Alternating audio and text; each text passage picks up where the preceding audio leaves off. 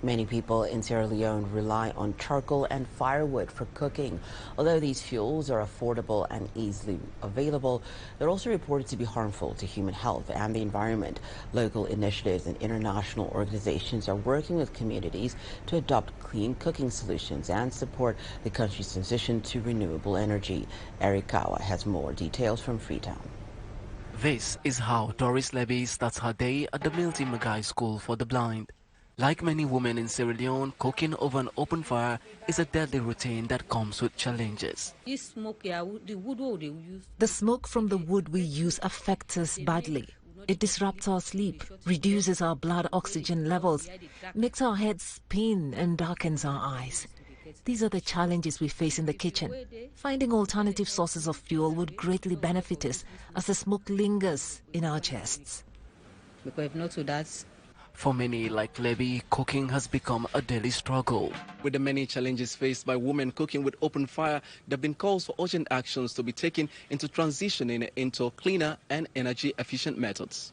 In 2019, Margaret Yenkin Mansaray established Women in Energy Sierra Leone, a social enterprise spurred into action by the story of a young girl raped in the process of fetching firewood for cooking.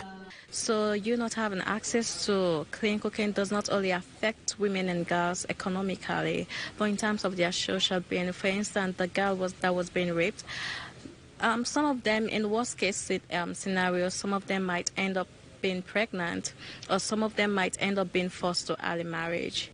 In an exclusive interview with CGTN, the CEO of the Clean Cooking Alliance, Divna van der Lans, says her organization is trying to figure out ways to support the transition for institutions in Sierra Leone towards clean cooking solutions. I think increasingly what we're hoping to see policymakers, people who are funding some of these projects, start thinking about clean cooking as part of the bigger energy transition planning.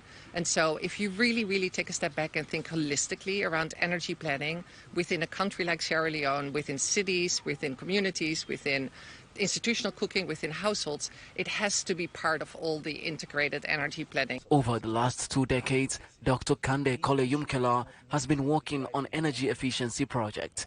He now heads the Presidential Initiative on Climate Change, Renewable Energy and Food Security. So this is the beginning of the discussion. Already we have a commitment that by June we'll have an action plan.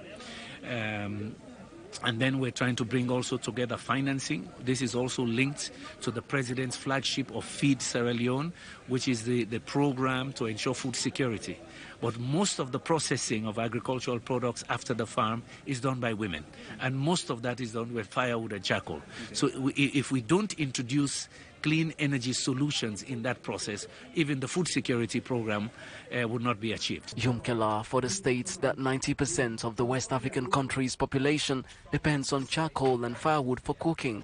Statistics from the Clean Cooking Alliance show 2.4 billion people around the world depend on food cooked over polluting open fires or inefficient stoves. Eric Kawa reporting for CGTN in Freetown, Sierra Leone.